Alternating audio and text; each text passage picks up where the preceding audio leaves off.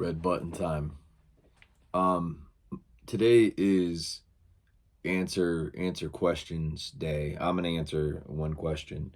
Um, One of my awesome supporters that's bought every single one of my movies asked me a while back, and big shout out to her. Her name's Christy. She asked me if I ever would write something that would be done on a bigger budget, or do I plan on staying in the pocket of low budget indie horrors, for my duration that I'll be in the film industry? And the answer is this. It's a big answer. So I really started cranking out scripts in my early 20s, and I've written over 60 scripts, but with what I've produced now, I'm down to I have 60 scripts on a hard drive, and I would like to bring at least half of those to life before I die, if possible. And we'll see what happens from there. Maybe Jay will, or of course he's writing his own stuff, so maybe they'll never get made. But whatever the case may be, out of those 60 scripts, or the 60 plus there was, um, I sat down and wrote 95% of those, like when I was sitting down to write them, like, hey, if there's no money on the table, there's no investors, there's nobody to help you, make sure you write this to where it can actually get done.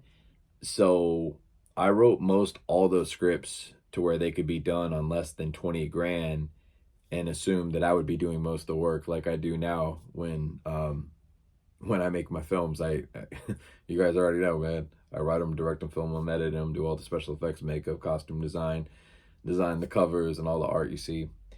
Um, so I do a lot, and I don't pay myself or anything like that. If the film makes money, I make money. Luckily, so far, everything has made money. So I've made money. However, it just stays in the account and I reinvest it. I've never like I'm the only time I've taken any money out of that account is, okay, I could use another computer, I could use another camera, um, supplies for which will go towards the movie. So I haven't like taken out any money and went on a shopping spree or anything like that. It's just more important to me to play the long game, and the long game is that we're here maybe 20 years from now still making indie horror, even if they are low budget pictures.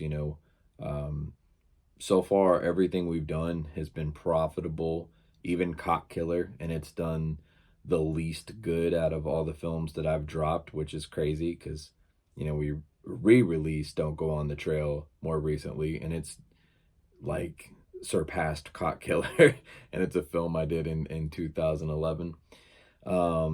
But even Cock Killer was still, very much profitable. I won't get into like the numbers, but it tripled its budget. So I mean that's good. But I do have I do have scripts that I've written that would take more money to make. But like I said, about 95% of what I've done, I wrote it with the intention, like, hey, you might only have 5 grand, 10 grand, 15 grand, 20 grand to make this film. So this is a script you can do. There's no helicopters, there's no pyrotechnics on most of it.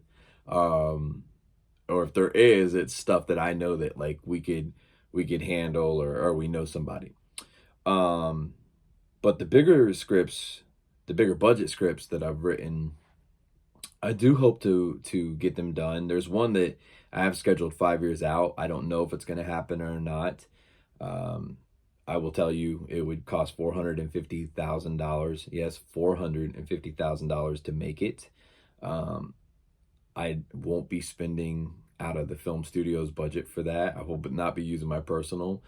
So if we have a hit between now and then, maybe some of the profits from that, then yes. But if not, then no, I won't be, using our film studio's budget for that. Um, Maybe an investor, maybe a network that wants an original, and it's a really good one. Somebody that sees what I do, believes in what I do, wants to put up the money, then we would do it like that. But it's just more important to um, be a functioning film studio. I've said it from the beginning. Not a lot of people can do it this early on. Yeah, I've been watching horror since I was 5. I've been writing scripts since I was, you know, early 20s, learning special effects, makeup, all that stuff. And at 39, I put out Mallet. And then at 40, I put out Mallet 2. And then 41, I dropped Cock Killer, re-released Don't Go on the Trail. And before I turned 42, I'll be dropping The Clownering. So, we've done really good. You know, if it's not broke, don't fix it. That's what they say. That's what I say. And I make the kind of films I like to watch. I'm very happy with everything we've made, and we've done it on a shoestring, and they're getting easier and better. And I think that The Conjuring is the proof in the pudding. We only spent, we raised the budget, but still spent less than 20 grand, $17,500 making the movie. And I think it shows like what I can do with not a lot.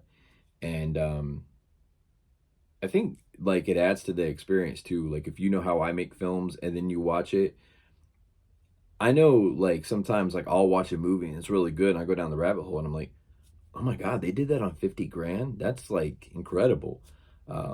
So like if you like The Clownering, just remember, you know, $17,500 of that, um, you know, that didn't even all end up on screen because 1,350 of that went for the first round of DVDs to be pressed.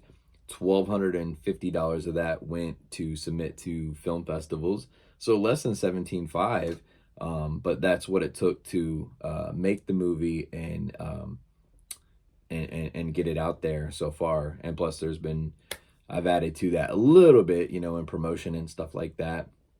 But again, you know, since I create my own promotions, even, you know, we save a lot of money there. And yeah, I like the way we do things, man. And it seems like a lot of people enjoy the films. I mean, we've sold 24,000 DVDs in 4 years.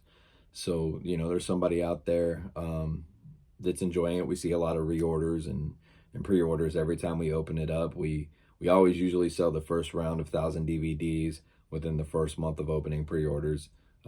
That's happened every time so far. So, you know, we're doing something right. And I think if it's not broke, yeah, don't fix it.